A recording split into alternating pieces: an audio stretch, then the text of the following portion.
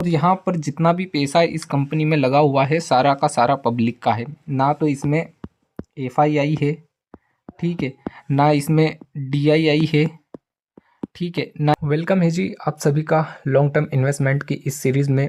तो आज हम जिस कंपनी के बारे में बात करने वाले हैं उस कंपनी का नाम है बायोगेन फार्माचेम इंडस्ट्री LTD, ठीक है जी। कंप्लीट एनालिसिस करेंगे आज की इस वीडियो में हम इस कंपनी के बारे में।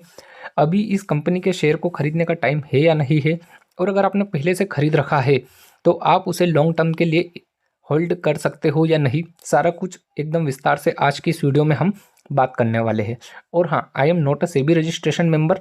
यह वीडियो मैं केवल एक एजुकेशन पर्पस के हिसाब से बना रहा हूँ। अगर आप कुछ भी इन्वेस्ट करते हो या इन्वेस्ट करने का सोच रहे हो तो एक बार अपने फाइनेंसर से ज़रूर डिस्कस कर लीजिएगा। तो सबसे पहले ये जान लो कि ये जो कंपनी है इस कंपनी का बिजनेस क्या है। तो देखिए, बिजनेस वाले सेक्शन पे यहाँ पर क्या लिखा हुआ है कि trading in share and security in present और फ्यूचर मार्केट, है ना। मतलब ये सिक्योरिटी प्रोवाइड करवाती है। अब पता नहीं, मुझे तो ये सीन समझ में नहीं आया है कि ये क्या सीन है, लेकिन अगर आपको इस कंपनी का कुछ आइडिया है तो कमेंट करके ज़रूर बताइएगा, क्योंकि सिक्योरिटी का काम सेबी का है, ठीक है। और यहाँ पर भी सिक्योरिटीज़ का ऑप्शन आ रहा है, इसलिए मैं बोल रहा हूँ। तो बात कर लेते हैं कंपनी के मार्केट कैप की। तो कंपनी जो है भैया केवल 82.20 करोड़ की ये कंपनी है। बहुत छोटी कंपनी हमें यहाँ पर देखने को मिल रही है। इसके ऊपर कर्जा तो कुछ भी नहीं है, ठीक है। एक साल के अंदर लो और हाई कितना लगाया है तो आप देख सकते हो, 1 रुपये 85 पैसे का हाई है और 0.98 का लो है। करंट प्राइस कितना चल रहा है, 1 रुपये 26 पैसे। बुक वैल्यू कितनी है, 85 पैसा, ठीक है। ROE कितना है, 61%। ROC कितना है, 65%। PE कुछ भी नहीं है, ठीक है। प्राइस टू बुक वैल्यू कितनी है, 1.49, ठीक है। फेस वैल्यू कितनी है, 1 रुपये की। रिटर्न ऑन एसेट्स तो वो है 61, ठीक है। सबसे मेन बात, प्रॉफिट आफ्टर टैक्स, मतलब कंपनी ओवरऑल क्या है भैया, लॉस में, ठीक है। ये आप ध्यान रखिएगा। प्रमोटर होल्डिंग कुछ भी नहीं है, ठीक है। प्रॉफिट में ग्रोथ हो रही है, जी नहीं, माइनस में है। तो सब कुछ यहाँ का सीन हमें कुछ ना कुछ, कुछ अच्छा है कुछ खराब है, मतलब 50-50 बोल सकते हो आप, ठीक है। लेकिन सबसे मेन पॉइंट जो अपने दो है वो क्या है, प्रमोटर होल्डिंग कुछ भी नहीं है, profit after tax overall company क्या है, लॉस में। ये दो मेन पॉइंट है। तो ये दोनों मेन पॉइंट क्या आ रहे हैं अपने, नेगेटिव, ठीक है। अब बात कर लेते हैं कंपैरिजन की कि इस कंपनी का कंपैरिजन हमें किस किस कंपनी के साथ देखने को मिल रहा है। तो भैया आप देख सकते हो ये कंपैरिजन वाला सेक्शन है। 1 से लेके 8 कंपनी हमें यहाँ पर दिख रही है। 8वें नंबर पर है बायोगेन फार्मा, ठीक है, जिसका शेयर प्राइस कितना है, 1 रुपये 26 पैसे। बाकी सभी कंपनियों का शेयर बहुत अच्छा चल रहा है। PE इसका हमें कुछ भी नहीं दिख रहा है। मार्केट कैप भी बहुत स्मॉल है, ठीक है। अब बात आ जाती है सबसे मेन पॉइंट की, प्रॉफिट और लॉस की, कि भैया कंपनी जो है वो प्रॉफिट कर भी रही है या नहीं। तो आप देख सकते हो 2013 से लेकर 14 की ये रिपोर्ट है अपने सामने, ठीक है। सबसे पहले सेल्स अगर हम देखें तो 17 तक तो कुछ भी नहीं है। 18 से फिर इनकी सेल्स हमें कुछ इंक्रीज होती हुई दिखी। 23 में भी कुछ भी नहीं है, ठीक है। 24 में फिर हल्का फुल्का इन्होंने करा है। वहीं अगर हम ऑपरेटिंग प्रॉफिट की बात करें तो ऑपरेटिंग प्रॉफिट आप देख सकते हो लगातार लॉस दिख रहा है ना, लगातार माइनस। 2019 में तो कुछ भी नहीं हुआ, 2024 में अभी कुछ हरकत हुई है, ठीक है। बाकी अगर प्रॉफिट बिफोर टैक्स की हम बात करें कि टैक्स वैक्स पे करने से पहले क्या कंपनी प्रॉफिट में थी, तो आप देख सकते हो प्रॉफिट आफ्टर टैक्स भी हमें यहाँ पर दिख रहा है। कंपनी ओवरऑल 2013 से लॉस में, ठीक है। केवल 23 में जाके इसने कुछ प्रॉफिट जनरेट करा और 24 में करा, ठीक है। वहीं अगर हम नेट प्रॉफिट की बात करें तो आप देख सकते हो नेट प्रॉफिट में भी वही है। 2013 से सीधा लॉस दिख रहा है। 2023 में कुछ प्रॉफिट जनरेट करा है और 2024 में कुछ प्रॉफिट जनरेट करा है। बाकी ओवरऑल क्या है, लॉस, ठीक है। अब बात कर लेते हैं बैलेंस शीट की कि बैलेंस शीट क्या दिखाती है। तो भाई साहब ये आप देख सकते हो कंपनी की बैलेंस शीट है। 2013 से लेकर 2024 की ये रिपोर्ट है अपने सामने। अगर हम इक्विटी कैपिटल की बात करें तो इक्विटी कैपिटल इसके पास जितने 2013 में थे उतने ही 2024 में है। रिजर्वेस की बात करें तो रिजर्वेस कंपनी के पास कुछ भी नहीं है, सारा कुछ माइनस दिख रहा है, ठीक है।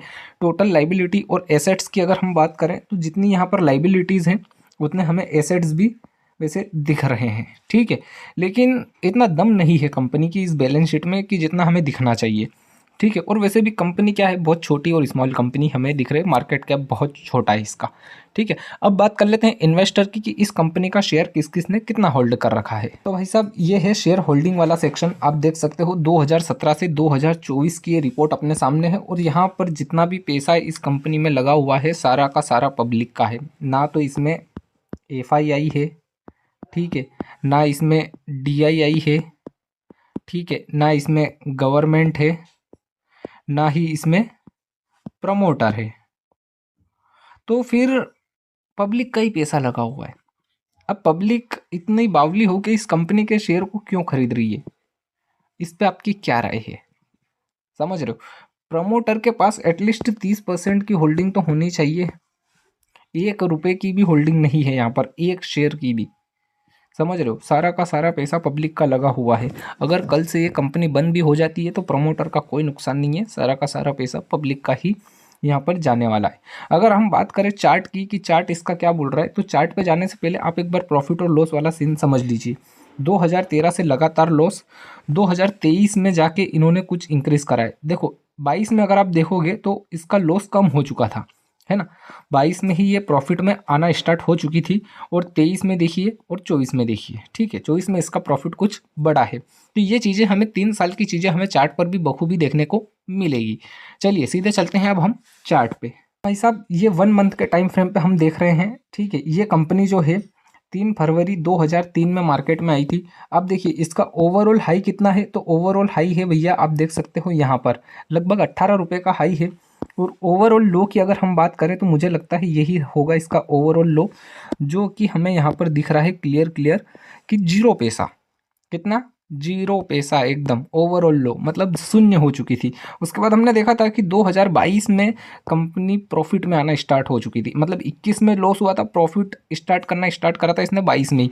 तो आप देख सकते हो यहाँ से फिर हमें अच्छा खासा अप मूव देखने को मिल रहा है, फिर नीचे हमें कुछ प्रॉफिट बुकिंग देखने को मिल रही है। 23 और 24 में इसने प्रॉफिट जनरेट करा था, तो फिर ऊपर गया, फिर यहाँ पर प्रॉफिट बुकिंग, फिर ऊपर, और फिर ये हमें यहाँ पर प्रॉफिट बुकिंग देखने को मिल रही है।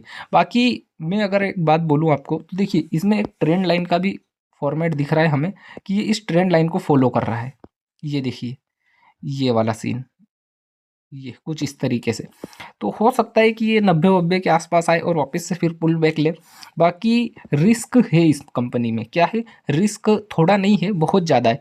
बहुत ज़्यादा क्या है, एक तो प्रमोटर की होल्डिंग ना के बराबर, ना के बराबर क्या है ही नहीं, कम से कम 30% की प्रमोटर की होल्डिंग होनी चाहिए। कितनी, किसी भी कंपनी में आप जाओ 30% तो प्रमोटर के पास होना ही चाहिए, ठीक है। अब यहाँ पर तो 1% भी नहीं है, सारा का सारा 100% किसके पास है भैया, पब्लिक के पास है। तो पब्लिक का ही पैसा लगा, तो ये रिस्क है, ठीक है। बाकी कंपनी ओवरऑल अगर हम देखें तो ओवरऑल भी लॉस में है, ठीक है। बाकी कंपनी का कारोबार क्या है वो भी हमें कुछ ठीक से समझ नहीं आ रहा है, ठीक है। बाकी इस कंपनी के ऊपर आपकी क्या राय है कमेंट करके ज़रूर बताइएगा। मैं बिल्कुल भी इस कंपनी को रिकमेंड नहीं करना चाहूँगा आपको, ठीक है जी। आई होप आपको सब कुछ समझ में आ चुका होगा।